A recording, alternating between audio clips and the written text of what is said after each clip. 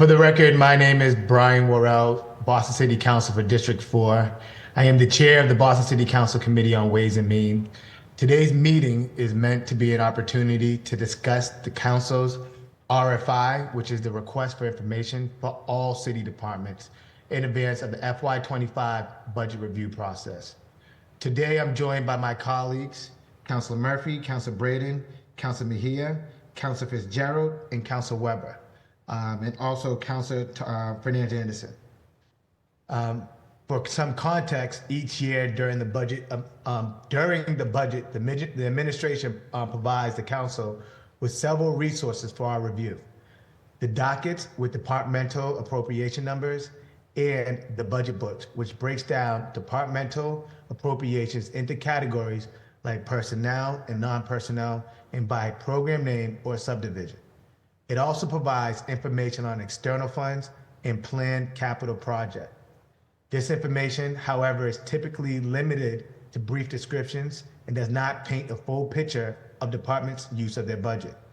For this reason, the chair of the Committee on Ways and Means typically sends the Budget Office a general request for information, which enables the committee to get additional information from departments submitted to the council before a department's hearing.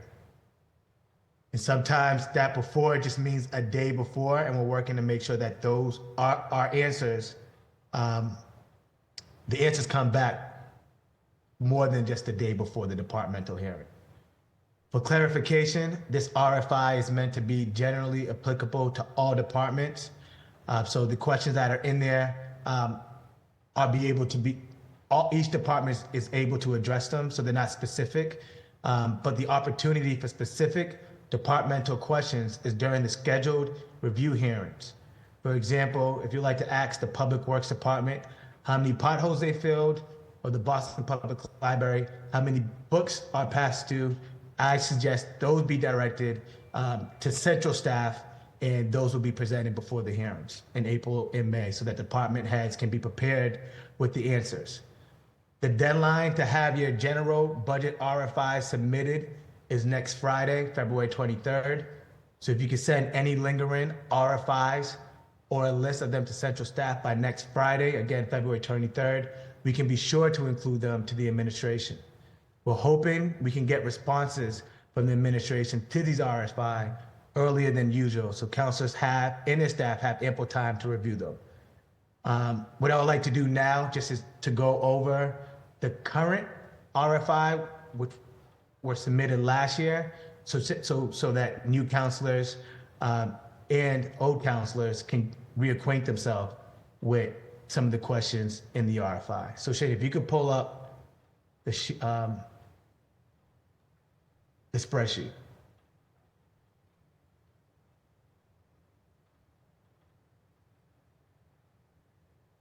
Sure, Councilor, you might just hold on for 1 second. I'll try to pull it up. Thank you.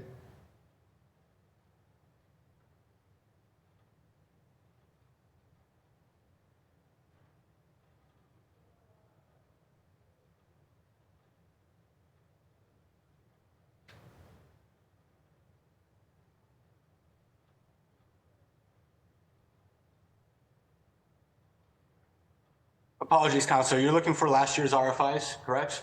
Yeah, it's the PDF. That's titled, "All departments are to prepare a report with the following information. Please prepare a visual presentation for public consumption to be delivered." I can share with you the sheet.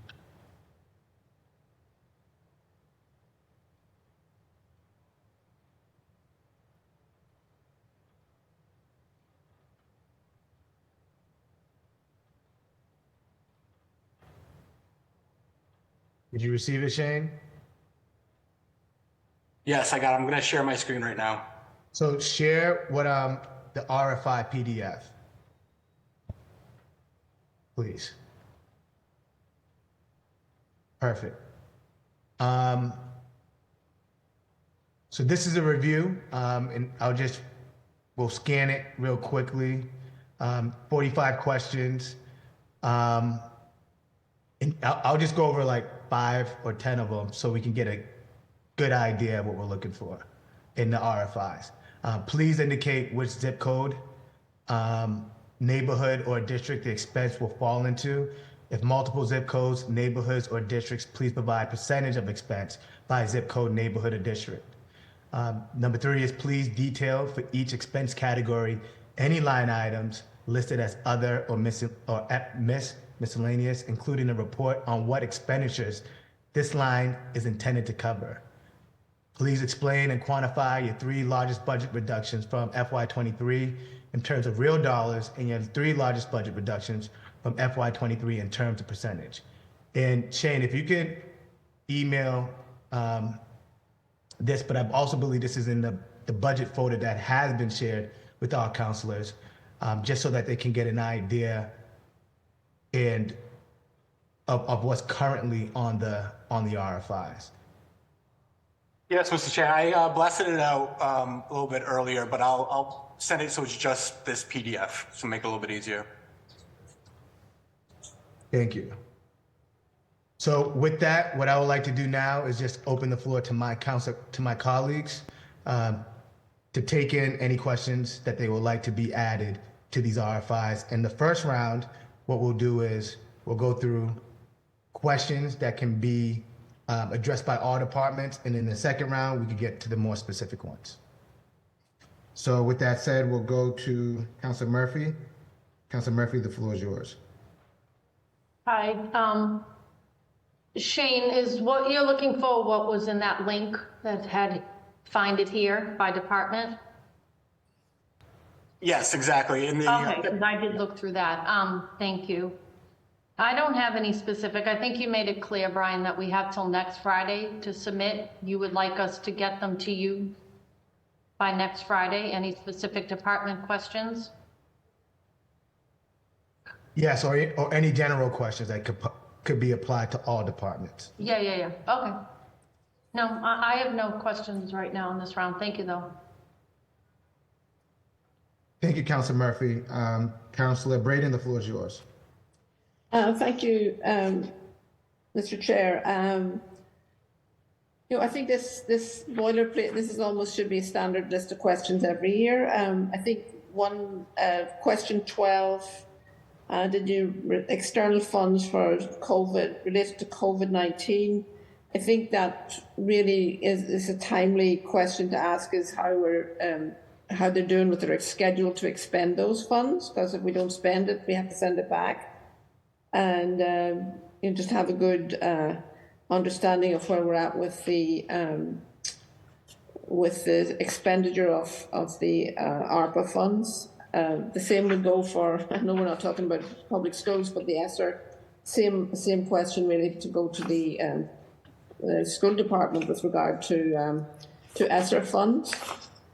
And then just in terms of, when we get the books in April, usually at the start of each section, they reference the enabling legislation and the authorizing statutes that gives them the power to appropriate funds to address their mission. So I think it would be really helpful that if each department would cite the specific enabling legislation and authorizing statutes that created the department, agency or programs that they're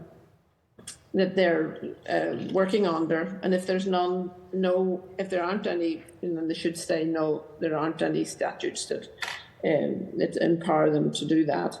And then also, just sense of the duties and functions of a program for each program for the departments that are specifically prescribed by existing statutes and ordinance.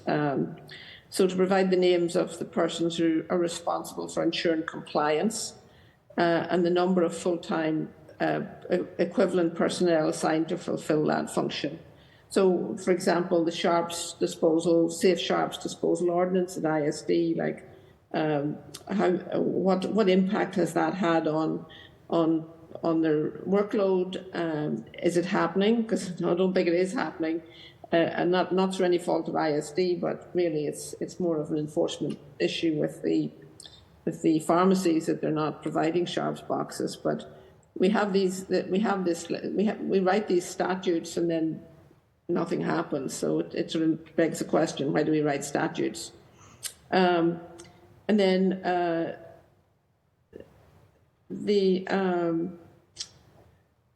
and I think also just in terms of stating the the mission of the department and the description of the services and the program descriptions, along with the year that it was presented in the budget book. So things like so let's see, the appropriate year that the language presented in the budget book was initially written for the Cabinet Department mission, description of the services and program descriptions. Because sometimes there's a little bit of mission creep, you end up with a title on your department and then there's mission creep and you end up doing something completely different. So we want to make sure that there's an accurate and a holistic representation of the work that each department accomplishes today, rather than what was written maybe in the 1970s. And then also to state the approximate year for the language presented in the budget book that was initially written with the department's sort of performance goals, if there are any, and if there's been any updated performance goals, because I think we have so much change in technology and mission creep and new responsibilities that are piled on. It's really just important to be clear about what each department that we're funding, what is their core mission and how they're achieving it, and if they're meeting their performance goals. The other big question I have is more of an overall overarching question, was just we're heavily reliant on property taxes. 74.5% of our city budget comes out of property taxes. And that was a good thing during COVID because we actually didn't lose revenue because our property taxes continued to come in. But now we're hitting a problem with decreased revenue, with the decreased value of some of our commercial property in the city. And it's anticipated, I was just reading this morning, like a shortfall of $1 billion, over $1 billion over the next 5 years. So what are we going to do about that? I think we have to really scrutinize our city budget and identify savings. So that'll be a question for departments. Are there areas where they can identify savings?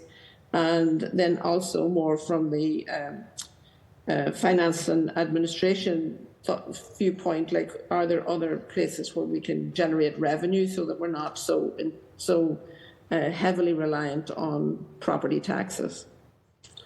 And I think those were, and my questions about, actually enabling legislation, etc., is that we have a lot of departments. We have offices and departments in that we put money into that don't have any enabling legislation. So we might need to tidy that up, but it's just one of those things. If we have to go into a belt tightening mode, then we want to make sure look at what we're funding. So thank you. Thank you, Councilor Braden. Councilor Mejia, the floor is yours.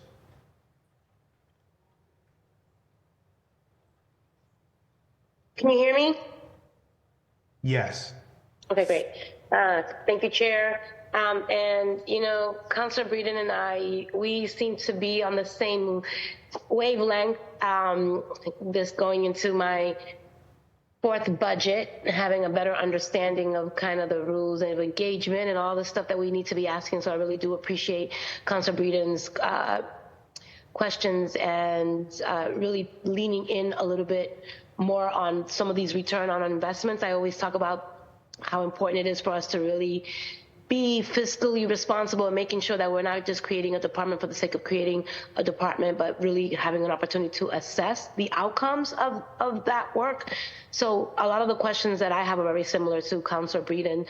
I am curious, in addition to that, I'd love for the departments that are coming in to help us better understand what are some of the shortfalls that they have experienced over the last 5 years, and if provided an opportunity to reset, repivot, or revise, what would that look like for them? because I think that we are now at a point where we are always finding ourselves having the same conversation and expecting different results. And so I'd love for the department heads to come in and share with us kind of the limitations that they may have faced, and that might be because of the way a piece of legislation was written, and that ties their hands in a way that they can't do certain things. So I'd love to hear a little bit about that. What, if any, of that exists in some of the departments that are going to be before us. I also, I am going to encourage department heads to come in with less PowerPoints. You know how I feel about PowerPoint presentations and commercials. I really do appreciate that there should be a time for them to talk about their amazing work, and we appreciate that. But I would really love for them to talk a little bit more about, you know, less fluff and more specifics around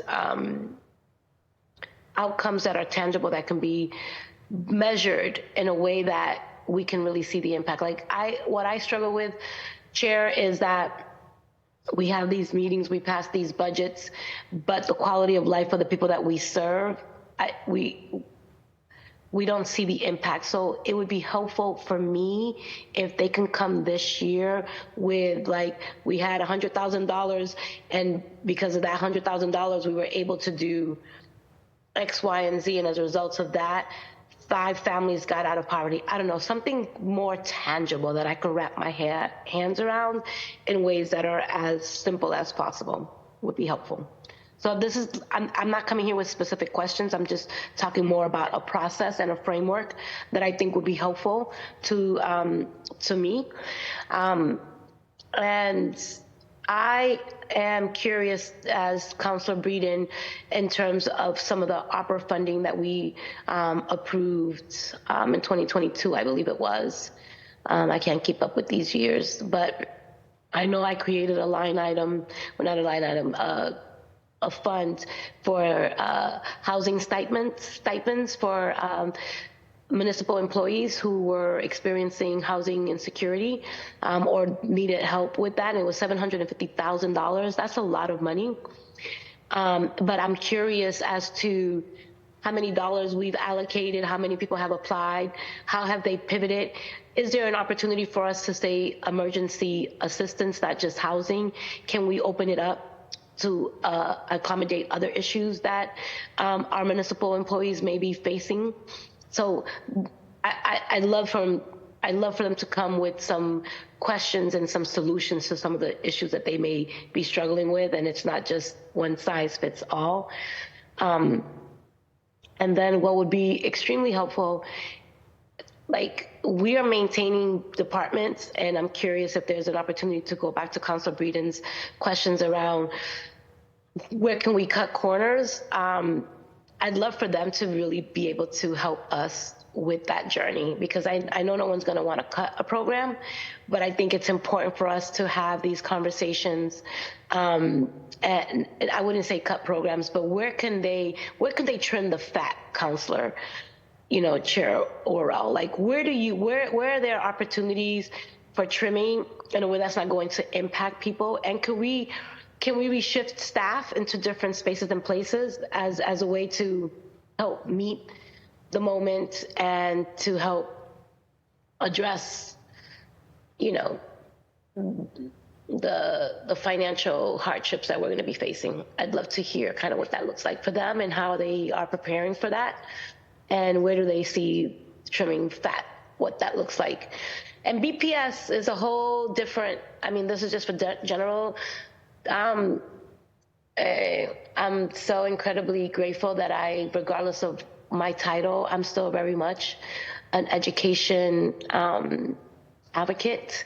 I don't need the title to fight for my people, and I've been getting a lot of calls and advocacy from folks who are in this space. And I think that there should be a dedicated hearing. It's my recommendation to you for consideration. For us to have an opportunity to hear from parents and students and educators about what their hopes and aspirations are for the budget. And regardless of whether or not you want to do it, Chair, I believe that there still needs to be, out of respect for community voice, there needs to be some platform created for people to have a voice, and to feel like they are a part of this process. I am also curious around the participatory budget and what that's going to look like for our work in the budgeting process. What, if any, role, are we going to, what that looks like? What's your vision for that work? That's a question for you, Councilor Burrell, like less for the administration, or what would be helpful? Like, how do you envision, the intersection of the participatory budget, the people, the counselors? Because, after all, our job really is, regardless of what we believe it to be, our job is to be the checks and balances to the administration. Our job is to be fiscally responsible, and our job is to hold ourselves accountable to the integrity of a process. And I want to make sure that as we continue to navigate this space, that we are building infrastructure to demonstrate that to the constituents that have elected us, to ensure that there is a framework. And I'm curious what that framework is going to look like, if you're open to sharing today or at some point, but I'm just curious about that, what we can anticipate under your leadership, in a way that we know that we're not just going to go along to get along, because that's just the norm. But I am really curious, because I need to know how I'm going to utilize my political capital, and how I want to engage in this process. And I want to make sure that the budget time requires us to be present, but I want to make sure that I'm not just being present for the sake of just checking off a box. I want to make sure that my interactions and my participation actually means something, and it's not just for show, because we already know that the votes have already. This is just right now. This year's just going to be. We're just going along with it. I'm incredibly. I am not as hopeful as I want to be about a real process here, because if the writing's on the wall in terms of how we've been moving, I just don't want to be really. I want to make sure that there is a pathway towards leadership that really feels like we are holding ourselves accountable, and we're not just rubber stamping a budget or just going along the way we've been going along. I'm not here for that. So I need some commitments around that, so that way I know how to show up, or whether or not I'm going to show up at all. So that those are the things that are top of mind for me. Thank you, Councilman Mejia. And one thing that I am pushing for in this budget is, just like in the actual budget, is more detail, but also to make sure that our budget is something that is more digestible for the public as well, right? We share all these numbers. We share a budget that's 1,000+ pages. So making sure that there's a how-to right in there, but also in transparency. I want to make sure that we're transparent in all that we do through this process, so that the community and the public knows every step of the way on the amendments we're filing, the conversations we're having. So that definitely something that you'll see throughout this process. When it comes to BPS, I'm happy to explore that. I know that there's a hearing or a school committee meeting today for BPS, where that's another place where the community can show up and advocate for investments. But we also want to make sure that there's space on the council for advocacy from the community. I know BPS is starting to make their rounds and have met with a few counselors, and that conversation is going to continue with BPS here on the council. And I believe we're in conversations now with the school committee to see if they're going to be checking in as well.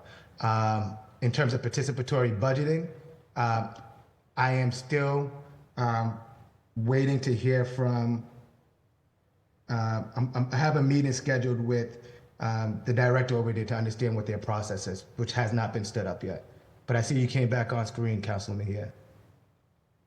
I'm trying to eat lunch while I'm here, but let me just tell you real quick, Councilor Burrell, is that this administration is really interesting because I hear you saying that they've already started making their rounds in terms of meeting with counselors. So I'm going to assume that the counselors that are not in highly favor of the administration, or probably no one's going to want to meet with me.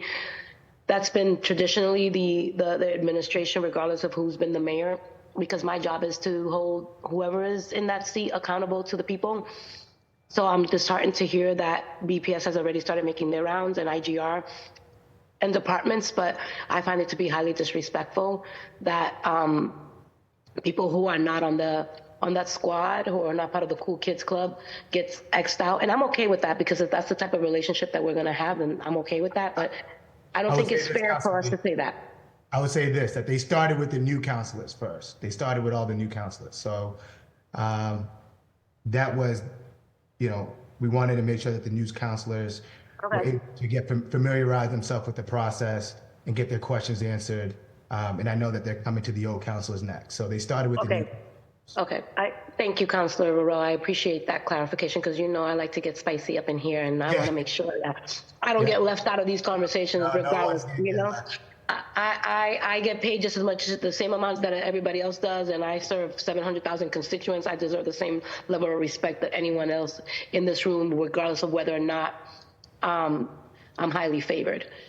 But that all said, Councilor Rowe, the last thing that I'm going to share here is that I just want to make sure that we are maintaining a level of integrity that meets the moment. And I don't want to have 100 hearings that are just performative, in nature, right? So I want to be mindful that when I show up, I'm showing up to do the work. And I appreciate your leadership, and I'll keep quiet so you can finish answering the rest of your stuff. Thank you. Thank you, Councilor Mejia. Councilor Fitzgerald? Oh, no, I said finish answering the rest of your stuff. You were going to talk to me about participatory budget. Oh, yeah, I'm waiting to, so I have a meeting scheduled to get an overview and briefing on their process, which I believe that they're starting to figure out over their participatory budgeting. So when after that meeting, I'm happy to report back to the committee and to the rest of the councilors. Thank you, Chair. I just have one question. Looking at how many job openings are in each department, just trying to get a gauge of what our needs are and what departments are most in need, right? And sort of where that is, and where we can, as we go along and meet our people on every day, we can start to hopefully help plug some of these holes up. But yeah, that obviously, along with the fact that I've been doing a lot more as a new counselor, going out to the different departments, doing their job and trying to showcase that. And really part of that is showcasing, hey, I just spent a day doing this job, and look, there are X amount of jobs that do this, right? Or that are open. And can we get people to fill it, and hopefully just sort of advocate and sort of amplify those open jobs. But that's it. So how many job openings in each department? Thank you. Thank you, Councilor Fitzgerald.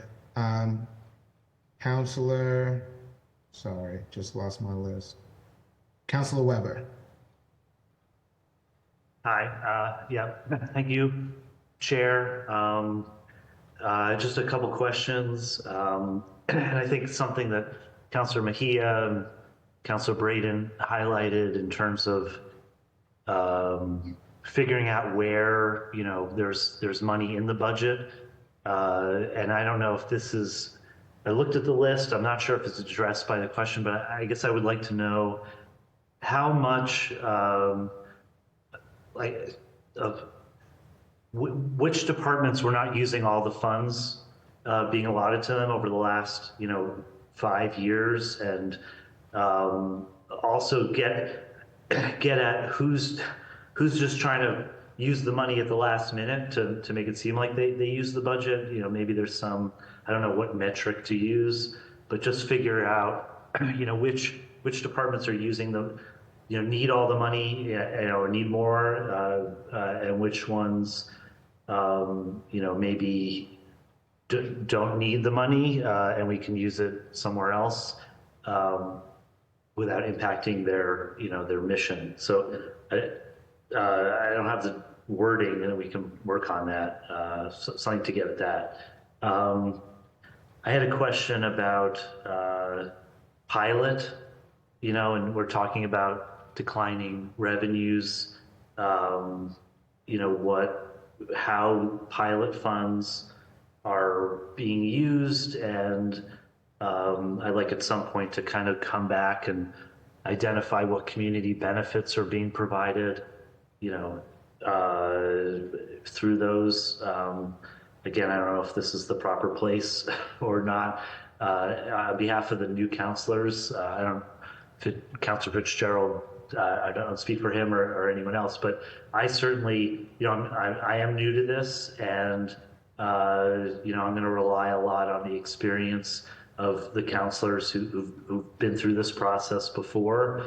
To that extent, I think, it would be helpful to hear from the more experienced counselors, like what has worked and what hasn't worked, the last few budget cycles, and just hear how we can approach this and refine the process, and maybe we don't have to use sort of tactics that work and not use stuff that hasn't worked in the past. So I'm hopefully we can all talk about that stuff in the coming weeks. I think that's all I had. I'm going to look through it and propose some more things if I think. Also, I guess in terms of that, if anyone has questions that we've used in the past that don't provide helpful answers, I know how things get where we end up asking.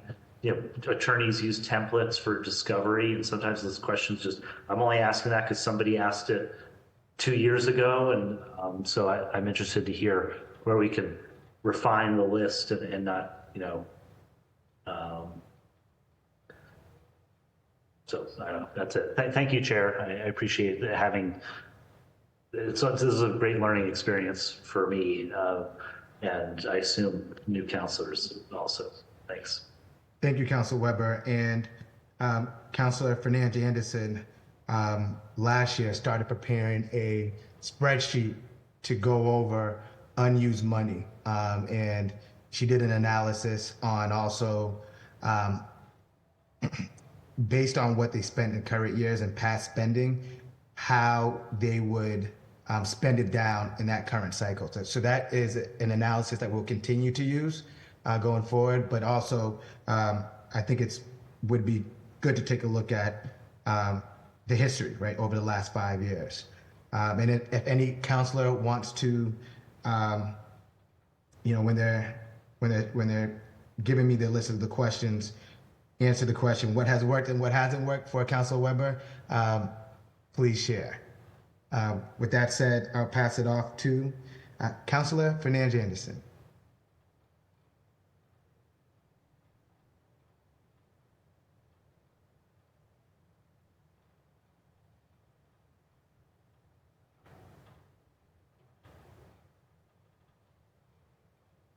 Councilor Anderson? All right, we'll come back to Councilor Anderson. Councilor Flynn?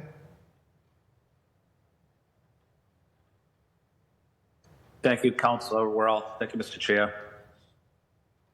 In listening to my colleagues, their comments and questions, I agree with my colleagues about the process is critical, but a couple things I would like to see, maybe similar to what Councilor Braden mentioned.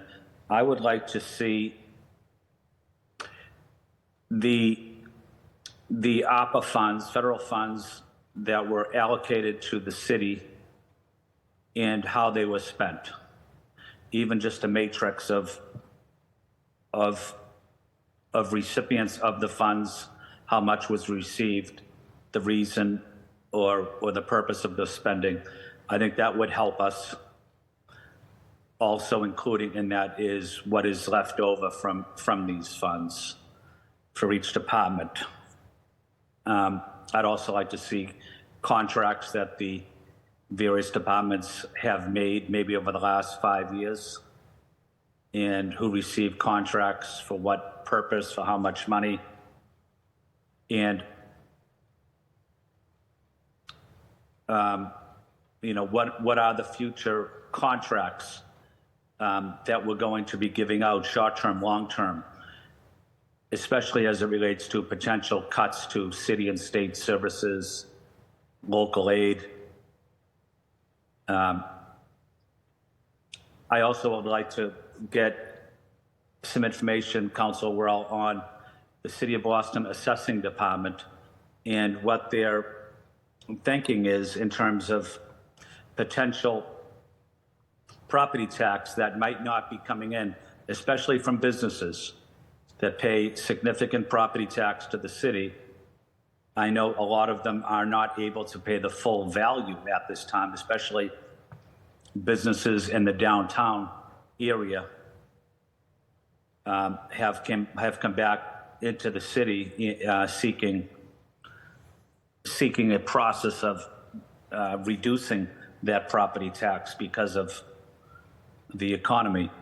I would also like to see, or any plans, potential cuts to city services. We're expected maybe $1 billion impact, negative impact over the next 4 or 5 years.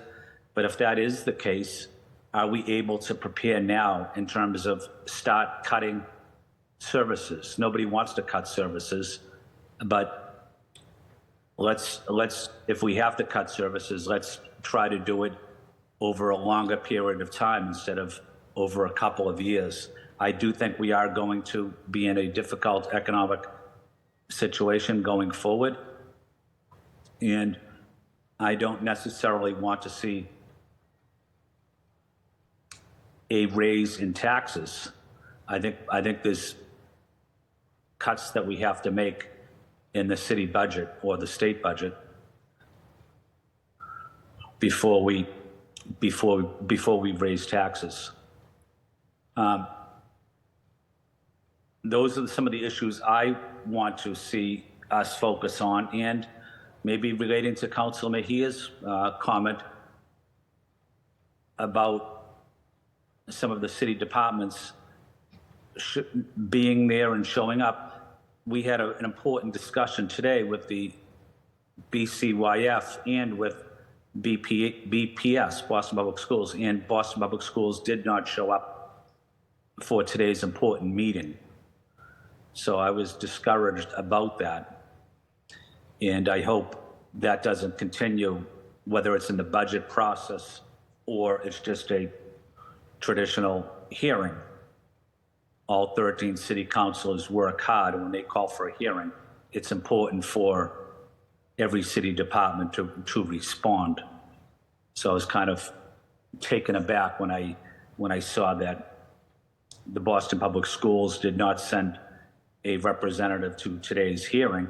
Today's hearing was on another issue I want to focus on, Council Worrell, is are city departments able to provide a list of outstanding infrastructure challenges they have, whether they're emergency challenges, infrastructure challenges, or routine infrastructure improvements? What does that list look like? And how will this budget address the infrastructure challenges we have in many city buildings? They're old, especially our school system. We're still dealing with HVAC system issues. I also want to see, for every city department, I would like to see an org chart as well. And in that org chart, I would like to see how much people are making, what their salaries are, who they report to, who they answer to, what their responsibilities are. I think that's part of our job as city councilors, is to know those issues and to know the personnel and to know what the salaries and duties are for each person. Not saying for every city employee, but for the senior leaders of a particular, of all departments. I would like to get that information. I will stop there, Council Worrell. Thank you for holding this important hearing. Thank you so much, Councilor Flynn. Councilor Louis-Jean, the floor is yours. Oh, Thank sorry. you, Councilor Worrell. But yeah, Councilor Fernandez Anderson, I believe, Yes. was before me. Yes, Yeah. sorry. I apologize for that. Councilor Fernandez Anderson?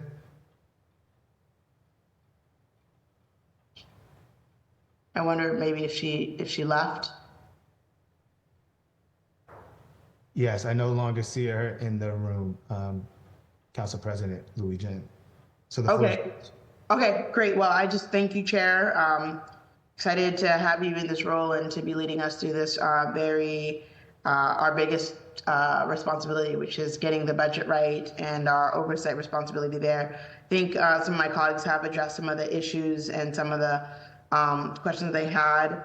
I think it is a question on here to a certain extent, but I really like Councilor Fitzgerald's question about how many open positions do we have in each department, and even more, like if I could add, Councilor Fitzgerald, a detail to that question is for how long has that position been open? Because oftentimes if a position has been open for some time, like do we need to rethink about the budget allocation to that department? Do we, can the funds go elsewhere? So I think duration is important. I also was encouraged, Councilor Mr. Chair, to hear about the focus that you want to bring on questions with respect to like the level of detail that we get. I actually really like the PowerPoint presentations. I think we probably should be accommodating to all of the ways in which people digest and take in information, but the PowerPoints, for me, also tell me what's missing. What is the level of detail that's missing? And we sometimes we get highlights, but it's really important for us to try to disaggregate the data as much as possible. And we don't get that full package. And I think it's important for us to know, like, by like line item within a department, how the money that's been allocated is being spent. Now, I think that would create for like a really big budget book. But I'd be interested if there are ways to strategize or ways that you've been thinking about how do we get the level of detail that we have been missing in these past, you have one term, I have one term. In the past term where we felt like we probably get data on an aggregate level, but want to really sort of like go into the weeds of the details. So I'd be curious about that. Also in the general information, I don't see a question about, and I know that these are questions that we asked last year, but we know that as we talk about centering equity and all of the work that we do here in City Hall, maybe a question that says, what are your biggest line items that help you achieve your equity, your racial and gender equity goals for the department? I think that it'd be interesting to hear from administration, from these departments, what they think the biggest line items are that are helping them address the issues of equity, both internally in their departments and externally in community. And then I think those were my comments. I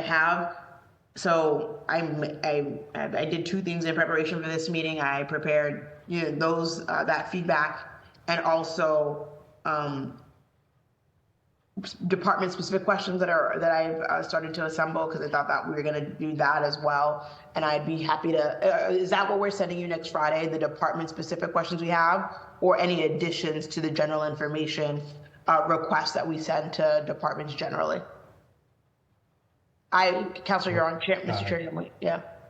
First round was going to do general, and then second round was going to do specifics, but you can always just share with me your questions. And so we are currently in the first round, and for next Friday you're asking. So I would send you those questions regarding equity and how we get more equity and how we get more detail in our presentations. And so, I mean, I've vocalized them here so you have them, but I'm happy to send those as well. Thank you. Thank you, Mr. Chair. I have no further questions at this moment. And my team has started taking a look at the jobs, and we've identified just on the website, I believe, over 900 I think 1,000 vacant positions citywide, and we were exploring this, and we're thinking of hosting a hearing on just the job audit to kind of get an idea of the vacant jobs. And to your point, Councilor President Louis Jen, how long have those jobs been open for? Yeah, what are the biggest barriers and hurdles for us, like getting those Right. jobs filled? Do we need to think about reallocating funds? Right, exactly. So I'm hearing that across the board. I just wanted to highlight that as something that our team has started to take a look at, and hopefully the next coming week there'll be a hearing order so that we can start to have conversations on that piece. And I think that's also another place that we could possibly look to identify savings. Councilor Pepin, the floor is yours. And I see Councilor Fernandez Anderson. Oh, yes. So. Sorry, Councilor Fernandez Anderson. Thank you, Mr. Chair. And just for clarification, this is a working session? This is the committee meeting. Committee meeting, oh, I see. But still, like, decorum still applies, like calling you Mr. Chair, not by Brian? That applies? Yes. Okay, thank you, Mr. Chair. And so I think for my questions, in terms of like key expenditures categories in the budget and how they change from previous year, we have that down, right? We go from comparisons from FY22 probably, and typically they give us about like 3-year comparisons. And I wanted to understand a little bit more about what data specifically did Madam President mean in terms of aggregate data. And because I was interested in that too, but I wanted to understand her question first. Council President Louis Jen. Thank you. I just mean sort of like sometimes when you look at the budget book that we get, that we still are just getting highlights. And like, how do we get more detail, even when you're looking at a line item in the budget book that breaks down how money is being spent? Like, is there a way for us to get more granular level detail within a department? Thank you. Thank you, Madam President. So, Mr. Chair, I think, Councilor Lujan makes a good point. So like when we can all have a copy of raw data. This is information that the administration and finance should be able to provide to you, but also to us. And then we have Karishma, our budget analysis, that can actually aggregate some of those numbers for us to go into specifics in terms of application of allocation, not just by service or department, but to get deeper into it, if that's the case. And the trick there is that, information has to be compared to what we requested and also what the department heads have requested, right? So if the department heads are saying, look, our projected budget or and assumptions for revenue is this. So based on what revenue projections and economic assumptions we're used to developing the budget, we also understand that these are the requests that we need to make in order for us to continue this program based on these projections. That's something that's in writing and it's not in the RFI. So can we work with the administration to just ask for a transparent process where they send us a record of every department head? What do they call them, Mr. Chair? Sorry, I forget the process. I'm not sure if I don't know the act, but like the proposal that they give to OBM, right? Yeah.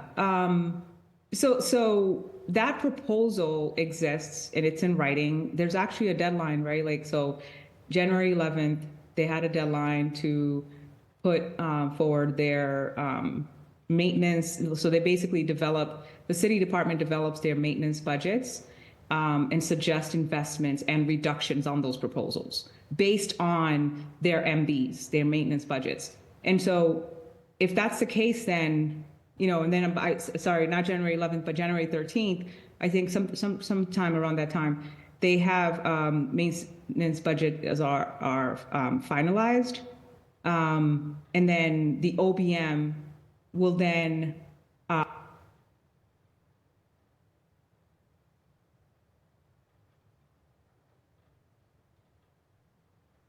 I know Councilor Fernandez Anderson was experiencing difficulties earlier. I'll shoot her, me check in with her, but in the meantime, we'll go to Councilor Pepin as Councilor Fernandez Anderson logs back on. Is Councilor Pepin here? No, he's not. Also want to just say that we have a letter of absence from Sorry, Council. I'm back. I don't know what's going on. I'm so sorry. Awesome. Councilor Fernandez Anderson, the floor is yours. Okay, I'm sorry. My computer is acting crazy. It's turning off every 5 minutes. I'm on my laptop now. Sorry about that. So, after they review it, then like the OBM is supposed to meet with like city departments and share their feedback back and forth. And so I guess I'm wondering, like, that process should be transparent. Like, where is that? And where are those questions? They had set of priorities based on projections. They met with the mayor and OBMs. They are doing that either now or they already have done that. So we need that in writing in order to compare it to the numbers so that we can make our own assessment with the aggregated data that Councilor Lujan is talking about. Because if we are not getting to the base of it and actual implementation of those allocations, we can't properly assess and say and make a fair judgment whether or not we're meeting our goals as a city. So that's one big point that I wanted to make. And then I do have a set of questions that go outside of the RFI that I'd like to submit to you. The other thing that I had to, that I wanted to ask you was in terms of the process itself of us questioning and going back and forth. We have 3 hours, and it's a lot of hearings, a lot of working sessions, a lot of work on you, Mr. Chair.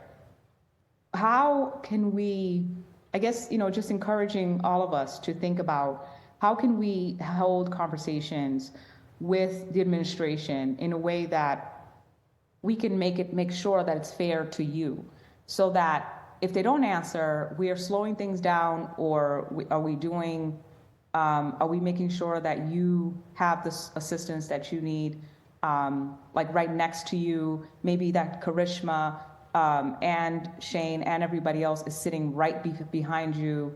Are you equipped and supported enough?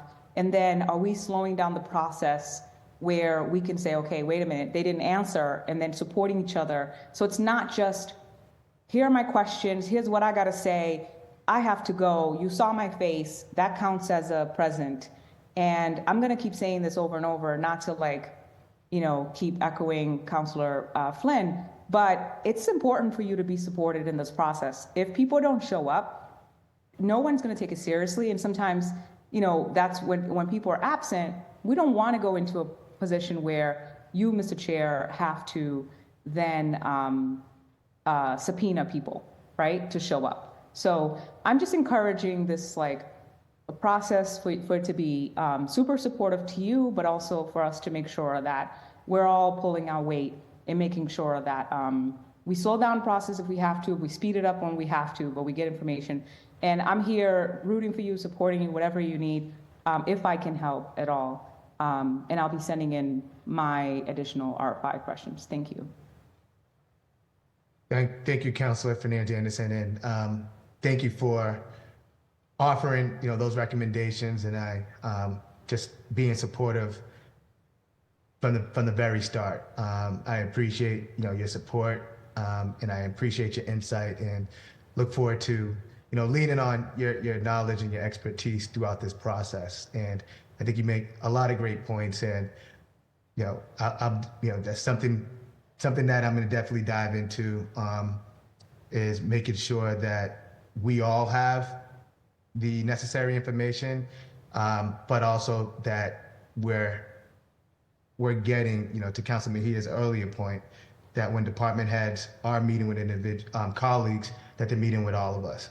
So I am definitely going to be, pushing for that level of detail, but also collaboration from all departments in the administration and colleagues.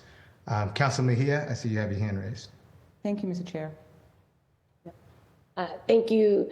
I think, having seen this in multiple spaces, different chairmanships in regards to how we manage the budget. And I think that people know this, that a lot of these decisions aren't really made during these hearings and all this work that we do, to be honest with you. If we're really going to be transparent, what happens normally during these budget discussions is that there's a lot of negotiations that happen behind the scenes. There was a little bit more transparency in the last go around because I know Councilor Anderson was really intentional about making sure that we were all having these conversations very public. So I really do appreciate that. I guess my question is, and I do appreciate, and I really want you to be set up for success, Councilor Burrell, so if there's anything that I need to do differently to show up in a way that's going to be supportive, you know that I will, because I need you to be successful. And all that said, I don't want to waste my time, to be honest with you, because there's a lot of hours of budget hearings, and if the deal has already been made and the discussions have already been had and the votes have already been lined up, it just is going to feel, performative to me. And so I think that level of trusting in government and trusting that there is going to be a process that we can really be held accountable to is what's going to make me feel like my time is worth the energy that I'm putting into showing up to a hearing, because Councilor Anderson knows that I went to almost every hearing that she hosted and I stayed throughout the entire time. I just didn't drop my questions and kept it moving. I did it with fidelity, right? Because it was important and I understand my job. However, I can always watch the tape afterwards, right? I can still make informed decisions about the budget without having to be present. I know that for a fact because I've seen other council colleagues do that. So while I do appreciate the call for us to be actively engaged, I want to be mindful, right, that time is precious. And I really want to walk into this with a real clear understanding that I'm going to utilize my capital and my time sitting in a hearing in regards to questions that we're going to ask the administration. And I really am looking for a sense of infrastructure and commitment that my time, is going to be valued, and that we're not just doing things just for the sake of performance. I keep going back to that because not just you, Chair, it is a norm and a standard of how budgets get approved. There is a meeting that happens with the mayor, right? People set out there. I mean, in case people don't know, that's just how things happen. And we often negotiate against ourselves. And so I'm just naming that because I don't want that to be the type of culture and the type of environment that we're going to be operating in. And I keep beating that over the head, and I want to make sure that I'm still going to do my job. I just don't want to show up for the sake of showing up if nothing that we really say is going to matter. Thank you, Councilman Mejia. And I would just say that, I wholeheartedly believe in strength in numbers. And I think that is one of our strengths as a council is our numbers to show up together, especially, in this process. And I also would say that we have some real issues coming down, right? We're experiencing drop in revenue. So we have to work together on this in order to figure this out for the rest of the public. I plan on meeting with every one of the councilors to hear their priorities and making sure that, our priorities and our advocacy is reflected in this process and this budget. I appreciate your commitment to the integrity, maintaining it. The good thing about me is that I have stepped into my power in ways that this moment is calling me to be. And so I'm going to reclaim my time and my space and understand the expertise that I bring into the space, and I will show up. I will show up if and when I believe my political capital is worthy of it. So I appreciate the effort, and I look forward to the journey. Thank you, Councilor Mejia. For councilors who have second round of questions or comments, please raise your hand. In the meantime, what I'll do is I'm going to read Councilor Coletta's letter of absence into record, February 15, 2024, to Councilor Brian Worrell, Chair of the Committee on Ways and Means, regarding the absence for Ways and Means meeting, a meeting to discuss council departmental request for information in advance of its fiscal year 2025. Dear Chair Worrell, regret to inform you that I will be absent from the council for the meeting to discuss council departmental request for information in advance of the fiscal year 2025 on February 15, 2024. I unfortunately have a previous commitment, but my staff is listening in and I'll review the recording. Attached to this letter, you will find an addendum of my request for information for each department. These RFIs mirror questions the council has sought in previous budget cycles and will be useful to review ahead of hearings. Kindly read this letter into record. Cecilia Gabriella Coletta, Boston City Councilor, District 1. And I'll just go through Councilor Coletta's questions. General information, summary of budget for FY25, details on other or miscellaneous line items, 3 largest budget reductions from FY24 in dollars and percentage, 3 largest budget increases from FY24 in dollars and percentage, detail on other significant budget expansions or reductions, any new responsibilities assigned to the department in the last 2 years, any responsibility transferred out to the department in the last 2 years, actual YTD, which is year to date, FY24 spending, any savings realized by department in FY24, any changes to external funds, federal funds to COVID in FY24 and FY25, list of 5 major accomplishments in FY24, chief FY25 goals, ongoing and new initiatives, multi-year projects or investments, discuss FY24 ramp up or wind down and spending in future year plan, any expanded budget authority not granted but planned to resubmit in the future, departmental, financial, and personal resources devoted to language access, 5-year analysis of full-time employees, breakdown of employees on leave, 5-year analysis of total numbers of positions, breakdown of employees by race and gender, breakdown of top 10 wage earners by race and gender, breakdown of employees with language competency other than English, 5-year analysis of overtime, amount and justification of any stipends, any hiring challenge experienced this year, and then contracts, overview of contracts, breakdown of contracts, any barriers to contract and diversity in department contracts, narrative of contracts over 100,000. That was the list of Councilor Coletta's questions that were submitted in writing.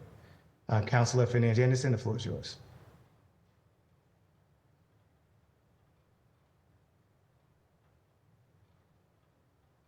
Thank you, Mr. Chair. I guess if I saw the colleagues if they were here and they needed to go, but I think my colleague that was here left. Oh, which one, me? Because I'm still here. No, Councilor Durkin was here, and I've been informed that Councilor Durkin was with us, but she's no longer in the room. So Councilor Fernandez-Anderson, the floor is yours. Okay, thank you.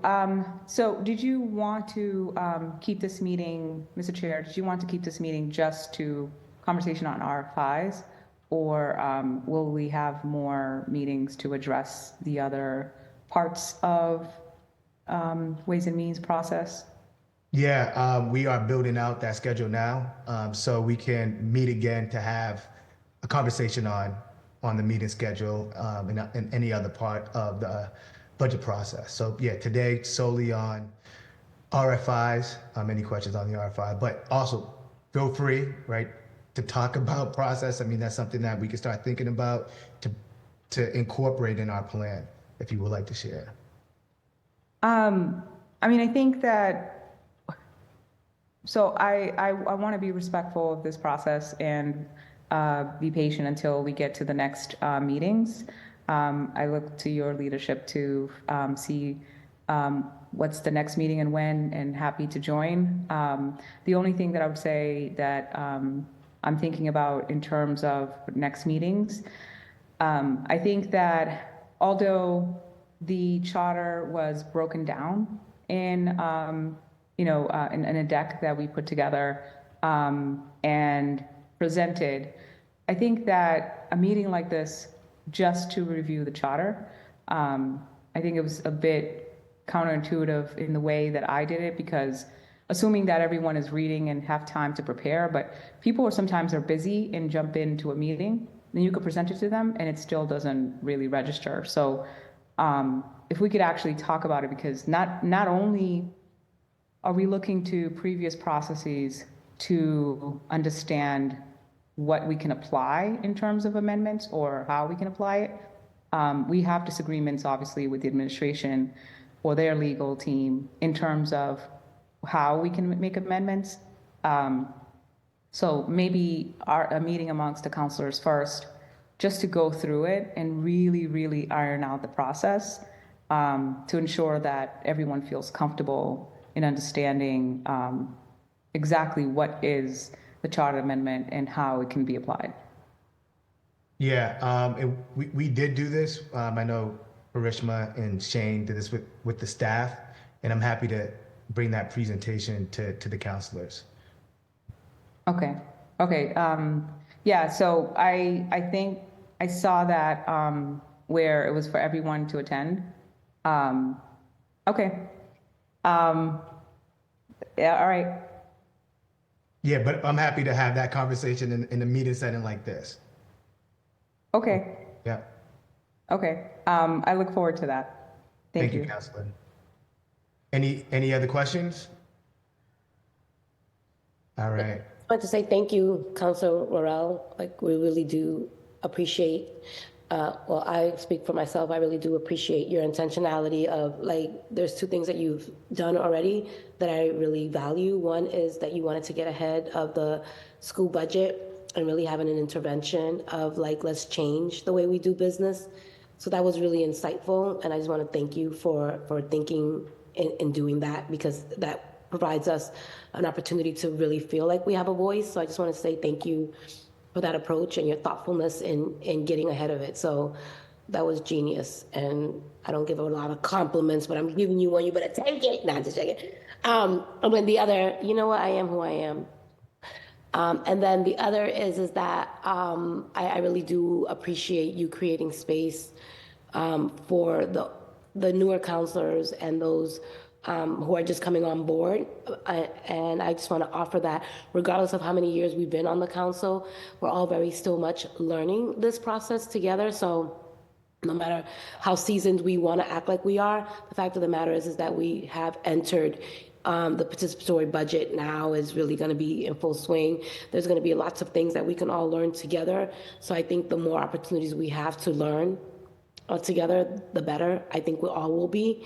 And then the last thing that I will offer is I would really highly recommend for us to really manage our expectations about what we can ask for and what we can't, and to be really realistic. I think that as my colleagues who are listening in is that, given the fact that we're about to go into a reset, that our fiscal health is good, but we also have to plan for, being a little bit more fiscally conservative. And I think this is an opportunity for us to really think about and hold ourselves accountable to what we want and what we need, and understand that there's a difference between a need and a want. And if we can really be super mindful of understanding what those two things look like, I think that would be helpful. And then we shouldn't have 5 people. Like, I think that we don't know how to work in the spirit of real collaboration. We talk a lot about it, but I think we have yet to find the way to do that. I think that it would be smarter, and this is just a strategy, from a strategy perspective, is that if there are things that we know our colleagues, like I know Councilor Louis-Jean has been doing a lot of work around, the migrant situation and also returning citizens. Like, if there are things that we know our colleagues deeply care about, how can we help support those things, and not thinking about, everybody got to get something? Because the fact of the matter is that not everyone's going to get something. But if we can really start thinking about what are the main needs of our city as a whole and identifying those things, then we could be more strategic in the way that we move. And I think that that's the level of leadership that I'm looking for from this council, is for us to be more thoughtful and more strategic about our approach when it comes to the budget. That is what this moment is calling for, and that's what I'm looking for us to be able to do in this budget cycle, given all of the stuff that we have been through. Well, at least I'll speak for myself. The last 4 budget cycles that I've experienced, I have yet to see an opportunity for us to really get some wins that feel, I think the closest that we got to was some of the work that Councilor Anderson did in her first round, and really trying to do the marriage making and figuring out, Councilor Laura cares about this, Councilor Mejia cares about that. She did a really good job at identifying things that we were both passionate about and creating that level of unity. I think that was really helpful. And I think the more of that we can do as the body of a whole, I think the better this process will be, given the financial hardships that we are potentially going to, decisions that we're going to have to be making. That's all I'd like to offer. Thank you, Councilor Mejia. And you do raise a lot of great points, and I think that this space, having committee meetings to have those conversations, I will be using more often, so that we can, not only discuss our priorities as a council, but our expectations. So definitely going to be using this space to do that. Councilor Fernandez Anderson, the floor is yours.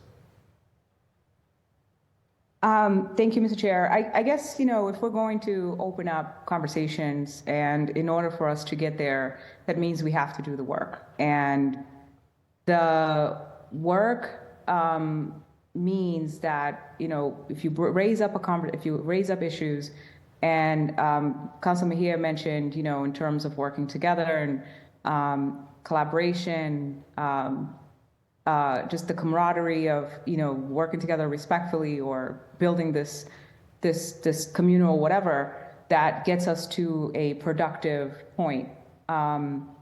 It means that we have to be even more transparent about exactly what people mean when they raise those things. So, for example, I'm interested in understanding exactly what that is, because we can't just keep saying things with, sort of a broad brush and saying, there's a lack of this or there's a lack of that. I say that we bring it to a granular level where we name what that is and we address it in the appropriate platform, so that we can actually start chipping away at it and working on it.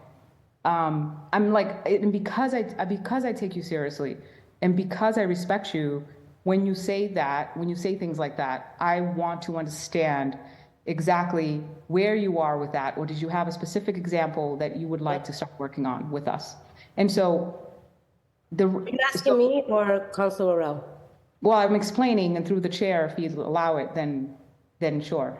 And so I'm saying that as we move forward, I don't, Councilman here, I appreciate that you're able to, through the chair, that you're able to be bold, but a lot of the things you say are very general, and if you say specifically, this happened, and I want to work on that, then I would say, okay, let's talk about, triaging that and figuring out what is the strategy for us to fixing it. But a lot of these statements are made publicly, and if they're made publicly, they have to be addressed publicly. Then we leave the public to feel that there is something brewing.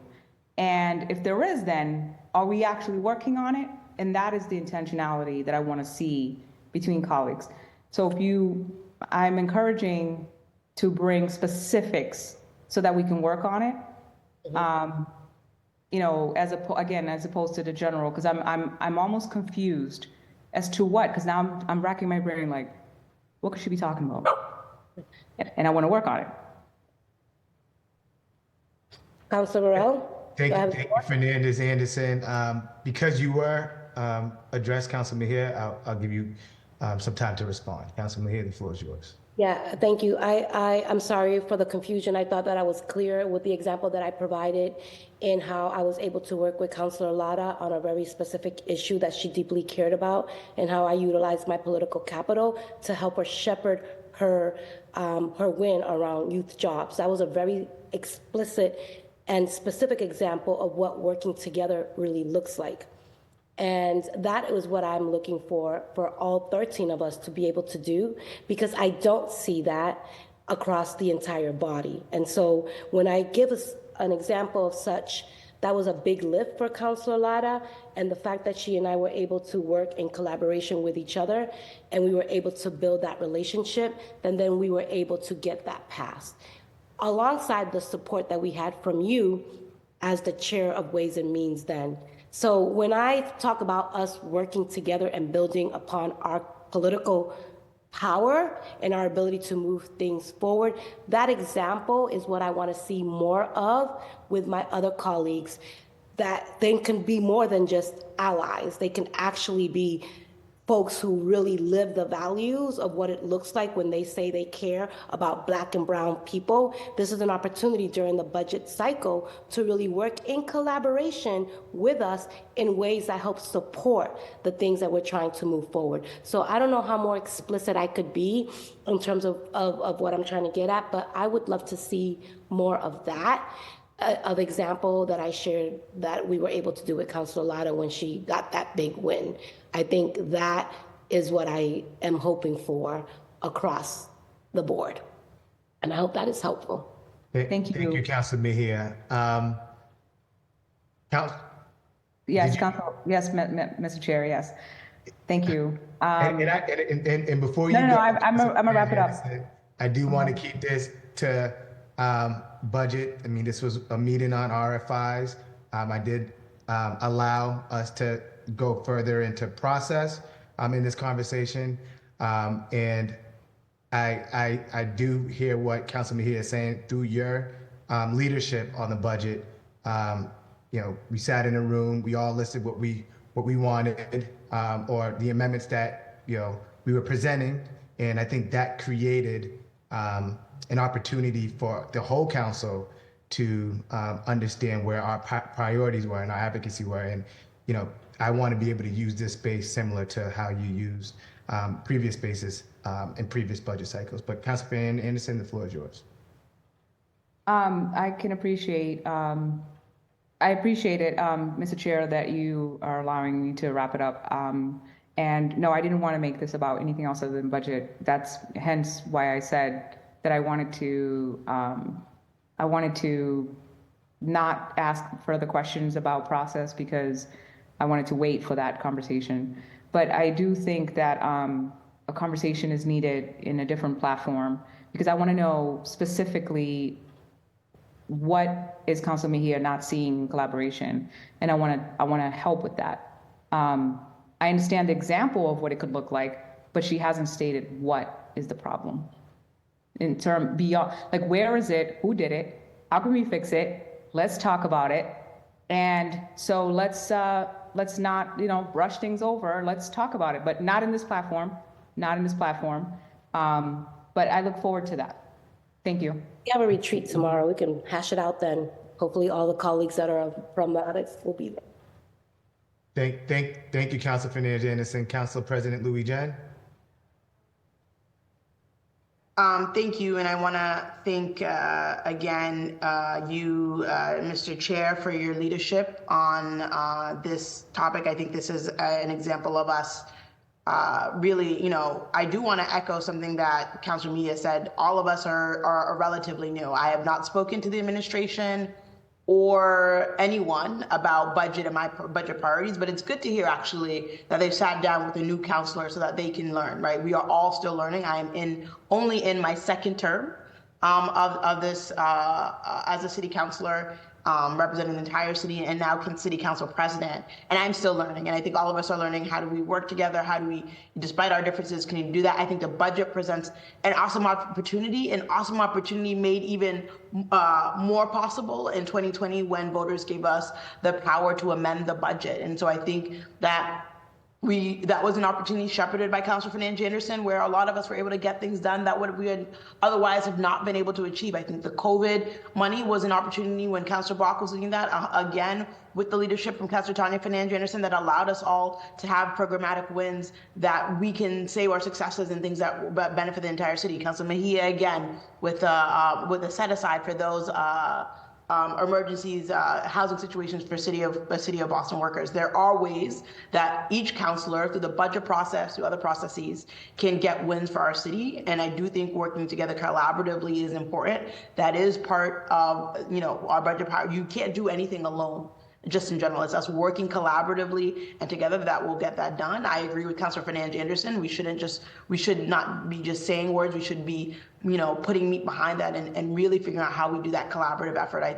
We have 2 of our new colleagues on here, and I look forward to them bringing in and collaborating with them in different ways. Councilor Weber and I have already started collaborating when it comes to the right to counsel for a pilot program for folks facing eviction, right?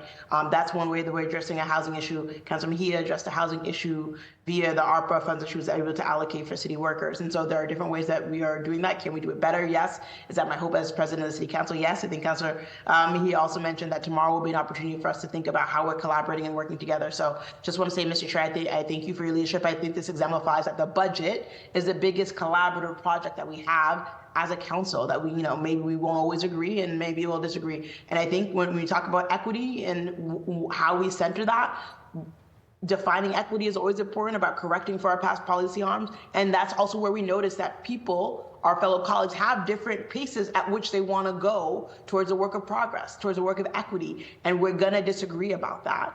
But can we find areas in which we collaborate, in which we overlap? And I think Councilor Worrell, Chair Worrell, through your leadership, will get there. So I just want to thank you for holding this hearing. I want to thank all of my colleagues and look forward to the work tomorrow and beyond so that we can work collaboratively together.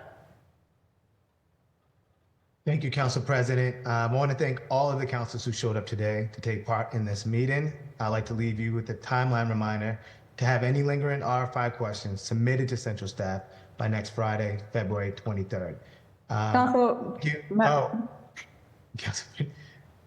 Mr. Chair. Is this related to RFIs, Councilor Fernandez? I promise you this will not propel into the budget season. And that is why Madam President is our president. And I really appreciate that. Well done. Couldn't have summarized that better myself. So thank you for that. Councilor Mejia, thank you for your courage, and let's get our hands dirty and do the work. Thank you, Mr. Chair. Thank you. This meeting is adjourned. Thank you. Thank you, Mr. Chair.